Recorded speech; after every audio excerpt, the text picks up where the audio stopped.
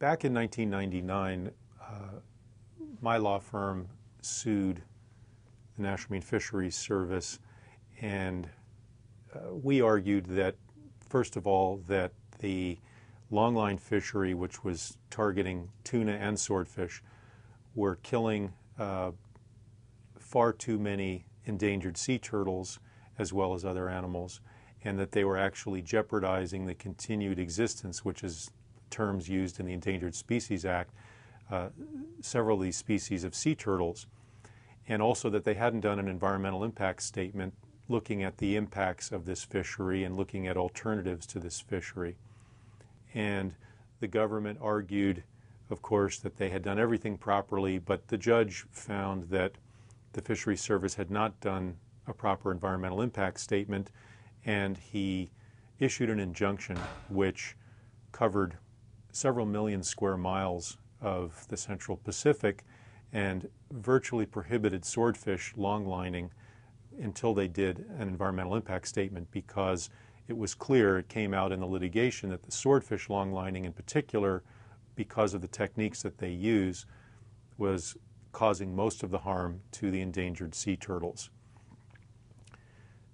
So they did do an environmental impact statement. And then at the same time they did that environmental impact statement, which was in the spring of 2001, they also did what's called a biological opinion, which is a document that they prepare under the Endangered Species Act. And they concluded in that biological opinion that, just as my clients had argued, and which the government had previously denied, the fishery was in fact driving several species of sea turtles to extinction. And so the Fisheries Service then, because the Endangered Species Act required it, shut down swordfish fishing completely. Said this is just too dangerous for these species. These turtles are really being driven to extinction, and this fishery is part of the problem. So there, beginning in 2001, there was no more swordfish fishing longlining in Hawaii. So most of those boats went to California, where the regulations had not yet caught up with them, and continued longlining for swordfish and continued catching turtles. And more lawsuits were brought in California, and eventually the same result. The court eventually found that this was not acceptable, and this past spring, in fact, the Fisheries Service was forced to shut down the swordfish longline fishery in California. But at the same time, it reopened the fishery here in Hawaii, so all these boats are now coming back to Hawaii to do the same thing that they were doing before. Now, at the time that the fishery was going full bore, before we brought our lawsuit, the estimates were that they were catching probably, well, they were certainly catching hundreds of turtles. Most of them were loggerhead sea turtles. Some of them were leatherback sea turtles. Some of them were olive ridley sea turtles. Since they shut down the swordfish fishery, they have caught far fewer, because, as I say, swordfish longlining is far more dangerous to sea turtles than tuna longlining. I mean, tuna longlining does catch turtles, and they do die. It's just, it's not as bad as the swordfish longlines. Before the swordfish fishery was closed down in 2001, the longline fisheries of Hawaii were catching roughly 3,000 or more albatross at a minimum every year. And depending on how you look at the statistics, it could have been many more than that. Nobody really knows. There were only 3 or 4% of the boats with observers on them, so you have to do extrapolations from a very limited sample. And when you haul in the long lines, a fair number of the birds that are hooked either fall off or are pulled off by predators in the water, so you never really know how many are caught. But it was somewhere between 3,000 a year and as many as 8,000 a year, depending on how you look at it, every year. Now, once they closed the swordfish fishery, that number dropped significantly to somewhere between 100 and 200 a year. because again, it's the swordfish fishery that attracts these birds for various reasons. Those reasons include the areas where they fish, where the swordfish are found, tends to overlap with where the birds forage. Also, they set the swordfish hooks around dusk, and that's when these birds are actively foraging. And so now that they're reopening the swordfish fishery, we have good reason to be concerned that we're going to go back up to these numbers of thousands of birds a year.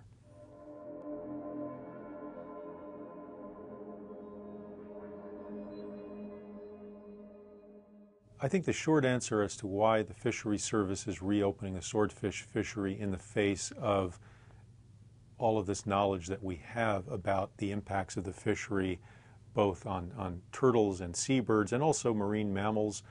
They catch dolphin, they catch false killer whales, they have occasionally hooked humpback whales. I mean, they know it's a major problem, but there is intense political pressure from the commercial fishermen.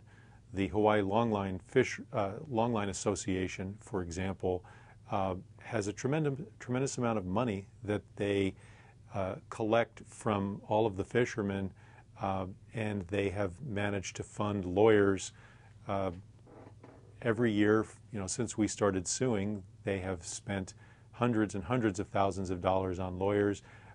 My assumption is they also make campaign contributions, and they do a lot of lobbying, and they have connections in Washington, and they have lobbied and sued the fishery to reopen it.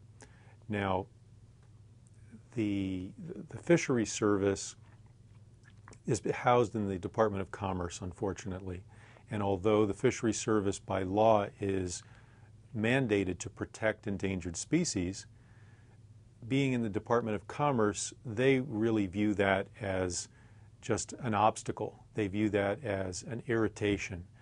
Really what they want to do is promote commercial fishing. And that's the mindset of the employees who run the National Marine Fisheries Service, is let's fish as much as we can, as quickly as we can, make as much money as we can, and we'll only protect species if somebody sues us. That's basically the way they've handled things. Now, the Fisheries Service has required that the swordfish longliners use an experimental gear.